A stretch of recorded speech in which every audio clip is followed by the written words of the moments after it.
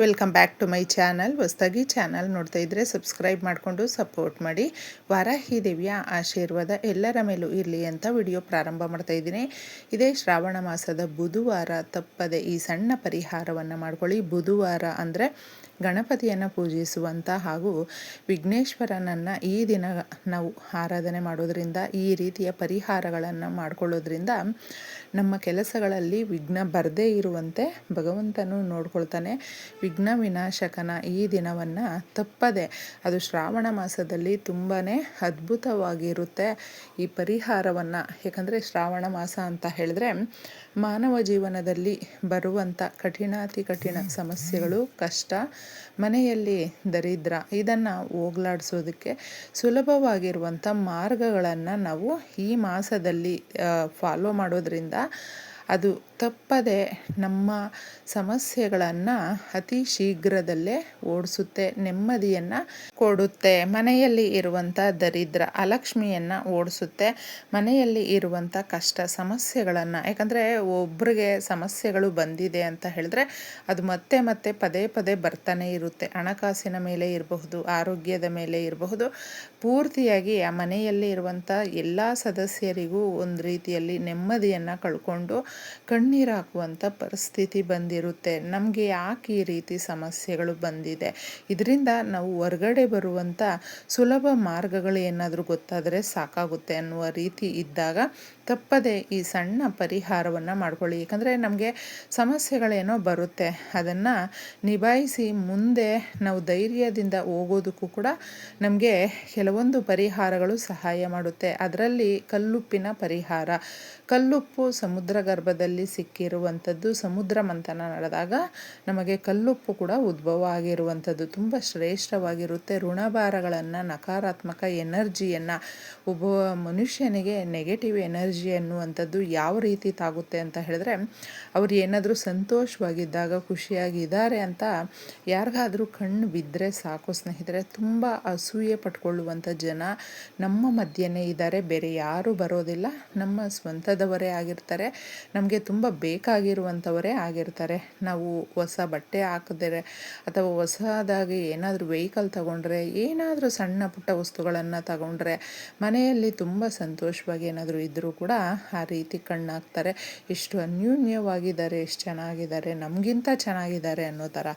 ಆಗ ನಮಗೆ ಆರೋಗ್ಯದ ಮೇಲೆ, ಮುಖ್ಯವಾಗಿ ಹಣಕಾಸಿನ ಮೇಲೆ ಪೆಟ್ಟು ಬೀಳುತ್ತೆ. ಸಾಲವನ್ನು ಮಾಡಿಕೊಳ್ಳುವಂಥ ಒಂದು ಸಮಯವನ್ನು ಅದು ತಂದು ಕೊಟ್ಬಿಡುತ್ತೆ. ನಾವು ಆರಾಮಾಗಿ ಏನೋ ಜೀವನ ಮಾಡ್ತಾ ಇದ್ದೀವಿ ಅಂತ ಅನಿಸುತ್ತೆ. ಕಷ್ಟಪಟ್ಟು ದುಡಿತಾ ಇದ್ದೀವಿ, ಆ ಜೀವನ ಅಷ್ಟಕ್ಕಷ್ಟು ಸಾಕ್ಕೊಂಡು ಹೋಗ್ತಾ ಇದೆ, ಸಾಕು ಈ ರೀತಿ ಅಂತ ನಾವೇನಾದರೂ ನೆಮ್ಮದಿಯಾಗಿ ಇರೋಣ ಅಂತ ಹೇಳಿದ್ರೆ ಅದು ಮತ್ತೆ ನಮ್ಮನ್ನು ತೊಂದರೆಗೆ ತಂದೊಡ್ಡುತ್ತೆ. ಈ ಸಮಸ್ಯೆಗಳನ್ನು ಹೋಗಲಾಡಿಸೋದಕ್ಕೆ, ನರದೃಷ್ಟಿಯನ್ನು ಕಡಿಮೆ ಮಾಡೋದಕ್ಕೆ, ನರದೃಷ್ಟಿ ಅನ್ನುವಷ್ಟು ಡೇಂಜರ್ ಇನ್ನೊಂದು ಇರೋದಿಲ್ಲ ಸ್ನೇಹಿತರೆ. ಯಾಕಂದರೆ ಅಷ್ಟೊಂದು ಸಮಸ್ಯೆಗಳನ್ನು ತಂದೊಡ್ಬಿಡುತ್ತೆ, ನಮಗೇನೆ ಗೊತ್ತಾಗೋದಿಲ್ಲ. ಈ ಸಮಸ್ಯೆಗಳನ್ನು ಹೋಗಲಾಡಿಸೋದಕ್ಕೆ ಸುಲಭವಾದ ಮಾರ್ಗಗಳು, ಯಥೇಚ್ಛವಾದಂಥ ಧನಲಾಭವನ್ನು ನೋಡಬಹುದು, ಆದಾಯ ಜಾಸ್ತಿ ಆಗುತ್ತೆ, ಉಳಿತಾಯ ನಾವು ಮಾಡುವಂತೆ ನೋಡುತ್ತೆ. ಯಾಕಂದರೆ ಎಷ್ಟೋ ದುಡಿತಾ ಇರ್ತೀವಿ, ಉಳಿತಾಯ ಮಾಡೋದಕ್ಕಾಗೋದಿಲ್ಲ ನಮಗೆ ಅನ್ನುವಂಥವರು ಈ ಪರಿಹಾರವನ್ನು ಮಾಡಿಕೊಳ್ಳಿ. ಸಣ್ಣದಾಗಿ ಇದಕ್ಕೆ ಒಂದು ಬೌಲ್ ಬೇಕಾಗುತ್ತೆ, ಚಿಕ್ಕದಾಗಿ. ಈ ಪರಿಹಾರವನ್ನು ನಾವು ಸಂಧ್ಯಾ ಸಮಯದಲ್ಲಿ ಸಂಜೆ 6 ಗಂಟೆಯ ಮೇಲೆ ಮನೆಯಲ್ಲಿ ದೀಪ ಹಚ್ಚಿದಾಗ ಅದಾದ ಮೇಲೆ ಮಾಡಿಕೊಳ್ಳುವಂಥ ಪರಿಹಾರ ಇದಾಗಿರುತ್ತೆ. ಯಾಕಂದರೆ ಪ್ರಕೃತಿಯಲ್ಲಿ ತುಂಬ ನಿಶಬ್ದವಾಗಿರುತ್ತೆ. ಭಗವಂತನನ್ನು ಪೂಜೆ ಮಾಡೋದಕ್ಕೆ ಹಾಗೂ ಏಕಾಗ್ರತೆಯಿಂದ ನಾವು ಧ್ಯಾನವನ್ನು ಮಾಡೋದಕ್ಕೆ ಒಳ್ಳೆಯ ಸಮಯ ಅಂತ ಈ ಸಮಯವನ್ನು ಆಯ್ಕೆ ಮಾಡಿಕೊಳ್ಳುವಂಥದ್ದು. ಒಂದು ಇಡೀ ಉಪ್ಪು ನಮ್ಮ ಜೀವನದ ದಿಕ್ಕನ್ನು ಬದಲಿಸುತ್ತೆ, ನಮ್ಮ ಜಾತಕವನ್ನೇ ಬದಲಿಸುತ್ತೆ, ನಮ್ಮ ಸಮಸ್ಯೆಗಳನ್ನು ಹೋಗಲಾಡಿಸುತ್ತೆ. ಹೌದು ಸ್ನೇಹಿತರೆ, ತುಂಬ ಸುಲಭವಾದ ಮಾರ್ಗ ಇದಾಗಿರೋದ್ರಿಂದ ಒಂದು ಬೌಲನ್ನು ತಗೊಂಡು, ಸಾಧ್ಯ ಆದರೆ ನೀವು ಅದಕ್ಕೆ ಒಂದು 4 ಕಡೆಯೂ ಕೂಡ ಕುಂಕುಮ, ಗಂಧ ಇಟ್ಟು ಬೊಟ್ಟನ್ನು ಇಡಿ.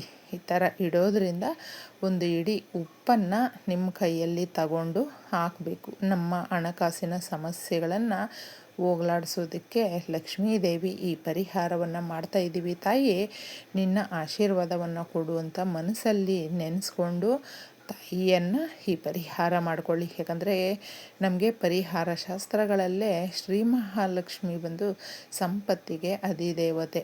ಆ ತಾಯಿ ಯಾರು ಶ್ರದ್ಧಾ ಭಕ್ತಿ ಹಾಗೂ ನಂಬಿಕೆಯಿಂದ ಕಲ್ಲುಪ್ಪಿನಿಂದ ಪರಿಹಾರವನ್ನು ಮಾಡ್ಕೊಳ್ತಾರೆ ಅವರಿಗೆ ಹಣಕಾಸು ಮನೆಯಲ್ಲಿ ಜಾಸ್ತಿ ಆಗುವಂತೆ, ಸಂಪತ್ತು ಜಾಸ್ತಿ ಆಗುವಂತೆ ನೋಡುತ್ತೆ.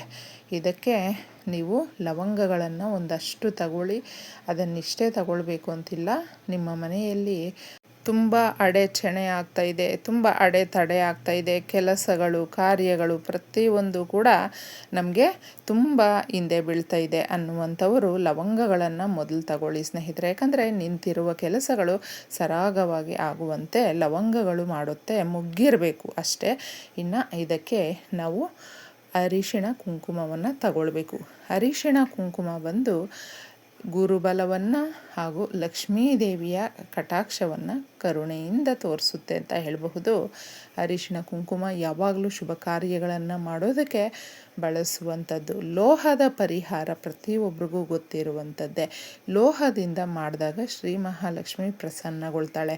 ಲೋಹ ಅನ್ನುವಂಥದ್ದು ಹಣಕಾಸನ್ನು, ಅಂದರೆ ನಮಗೆ ಎಷ್ಟು ದುಬಾರಿ ಜೀವನ ಆಗಿರುತ್ತೆ, ಅದರಲ್ಲಿ ನಾವು ದುಡಿತಾ ಇರುವಂಥ ಸಂಬಳ ಮ್ಯಾಚ್ ಆಗೋದಿಲ್ಲ. ಕಡಿಮೆ ದುಡಿತಾ ಇದ್ದೀವಿ, ಆದರೆ ಜೀವನ ಮಾತ್ರ ದುಬಾರಿಯಾಗಿದೆ. ಇನ್ನು ಸಾಲ ಮಾಡಿಕೊಳ್ಳುವಂಥ ಪ್ರಮೇಯ ಬಂದಿರುತ್ತೆ. ಅಂತಹವರು ಈ ರೀತಿ ಪರಿಹಾರವನ್ನು ಮಾಡಿಕೊಂಡ್ರೆ ನಮಗೆ ನೆಮ್ಮದಿಯನ್ನು ಕೊಡುತ್ತೆ ಸ್ನೇಹಿತರೆ. ಯಾಕಂದರೆ ಎಷ್ಟೋ ಜನಕ್ಕೆ ನೆಮ್ಮದಿಯನ್ನು ಕಳ್ಕೊಂಡು ಸಾಕಾಗಿದೆ ಈ ಜೀವನ ಅನ್ನುವಂಥವರು ಆ ₹1 ನೀವು ತೊಳೆದು ಕ್ಲೀನಾಗಿ ಇಟ್ಟು ಇದ್ರ ಮೇಲೆ ಇಡಬೇಕು. ಮನೆಯೆಲ್ಲ ಕ್ಲೀನಾಗಿ ಓಡಾಡಿಸ್ಬೇಕು.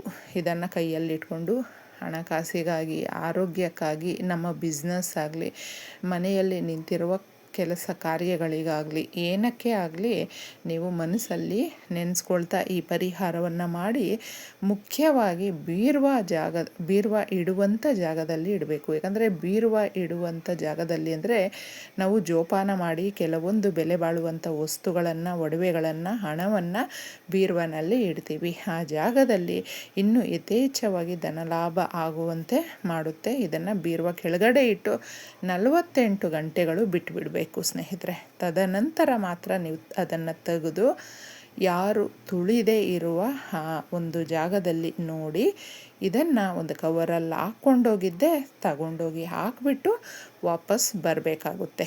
ಇಷ್ಟು ಸಣ್ಣ ಪರಿಹಾರವನ್ನು ಮಾಡಿಕೊಂಡ್ರೆ ದೊಡ್ಡ ಲಾಭವನ್ನು ನೋಡಬಹುದು. ನಿಮ್ಮ ಕಣ್ಣಾರ ನಿಮಗಾಗುವಂಥ ಬರುವಂಥ ಅದೃಷ್ಟವನ್ನು ಕೂಡ ನೀವು ನೋಡಬಹುದು.